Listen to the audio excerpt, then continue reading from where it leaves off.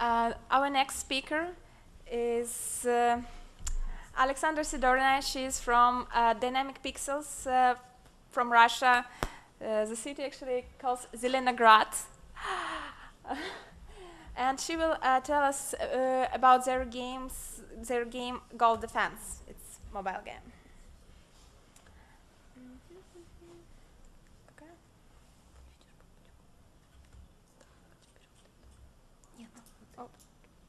It's gonna work. Okay, let's have this one. No? Is Yeah. Oh. 5. Yeah. Working. Okay. Okay, hello everyone. It's very nice of you to come here. As Lera has already mentioned, my name is Alexandra and I represent a Dynamic Pixels company. Actually, we've been developing games for 8 years already and can boast a few commercially successful titles. For example, we have a Musim Tamagotchi game that's been rocking the Russian top grossing of App Store for more than 2 years right now. And today I'm going to talk about Go Defense. It's the project for iOS and Android that we've released last summer, and I'm going to concentrate on selecting and tuning its model of monetization. In other words, what we had to do in order, again, to make it commercially successful. But first of all, I would like to tell you a bit about the game. It's a tower defense, but very unusual because it's a sports tower defense, and we've managed to integrate sports features into the usual tower defense genre. The very first version of the game, when we released it in summer, had a very extremely loyal model of monetization, which basically means that sportsmen and bonuses were auto-unlocked on certain levels. A player could easily get in-game currencies either by destroying the enemies or completing and even replaying a level. And I would like to emphasize the fact that simply by replaying a level, he could get up to 5 crystals, and that's really a lot. And then use all that currency in the shop without doing any actual purchases with real money. So you understand that there's the question, why give such an extremely loyal model of monetization to our game if we wanted to get some money from it? The idea was like that. We believed that this type of monetization would be a very good factor to get lots of positive reviews from gaming editions. You know, journalists and reviewers, they do tend to speak favorably about games that do not cheat out money from the users on the one hand, and which can be called a high-quality project. And Go Defense actually was a very high-quality project. Then we thought that this would initiate an organic growth for Go Defense and would help it get in top 10 of the US categories. And thus, the small percentage of paying users would turn into a great number of in-app purchases. You know, the logic was like that. But despite the fact that Go Defense did get lots of recognition, and I believe you can see the list right now on the screen, we even got a letter from Apple saying that they were considering us for featuring. The project never became as big as we expected. And a month later, we understood that we had to reconsider its business model, to do a lot of analysis. And meanwhile, we needed some time, so we switched it into a premium. Well, you understand, in order to get some money for it while we've been taking our time and thinking it over.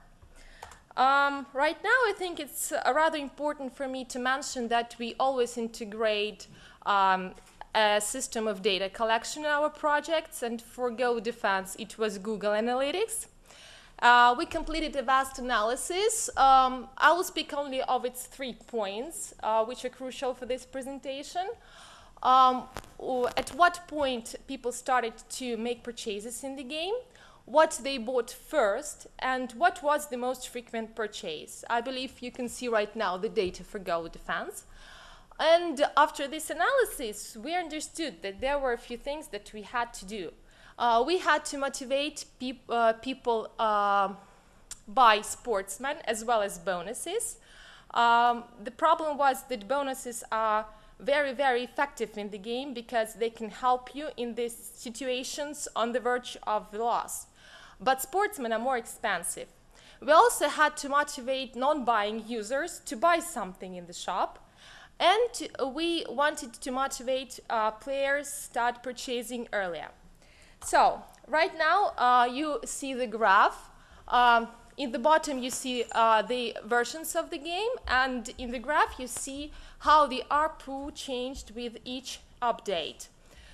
So in the next update of the game, in version 101, we decided to withdraw level replace.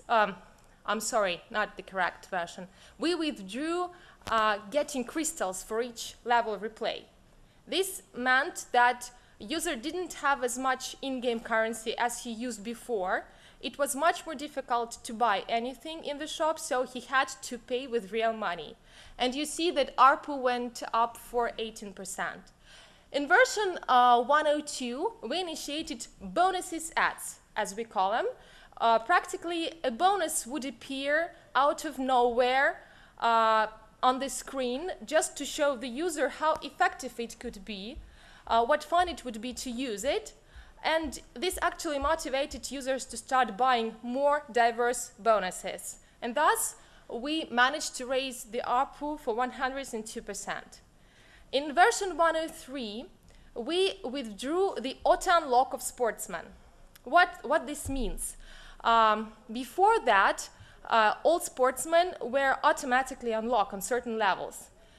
In version 103, we left only one type of sportsman in the field, baseball players. The rest, cheerleaders, bowler players, boxers, the rest of them, the user had to buy in the shop in order to start using. And you know, the ARPU went down. When we analyzed why, we understood that some users managed to do and to play with only a baseball player. They simply upgraded it, trying different schemes and so on and so forth, but they managed to do it. The rest of the people who found that the gameplay became less diverse, they simply left the game. So, in version 104, we initiated sportsman ads, just to show the users what fun it would be to start using those other sportsmen that could do lightning on the field, slow them down, and so on and so forth. This worked. The ARPU went up again, and you can see that from the very first version to 104, the ARPU rose to 155%. So it was rather successful. Actually, we are going to do more analysis. We don't think that we've reached the limit of success for this game. We are planning on more updates, and we're also considering finding a publisher because we believe that we've already exhausted all our promotional opportunities, but the game, being a very high-quality title, needs a boost, you know, like someone to come and help us raise it up. How much time? Also, on the basis of our experience, I could say that loyal monetization that we used at the very beginning is a very good factor if you want to get positive reviews. But unfortunately, it will never give you that organic growth that most of us are dreaming about. Premium can help you very much if you are not planning on any further updates and still want to get some money. Hard monetization is a very tricky way, and it can be very, very good way to get money from users, but you've got to figure out how you're going to make the users that are not inclined to pay still pay in your game. And when you find this tool, you will get most of it. I guess that's it. Please come and see us at our indie showcase stand. We will be happy to answer all your questions. Thank you.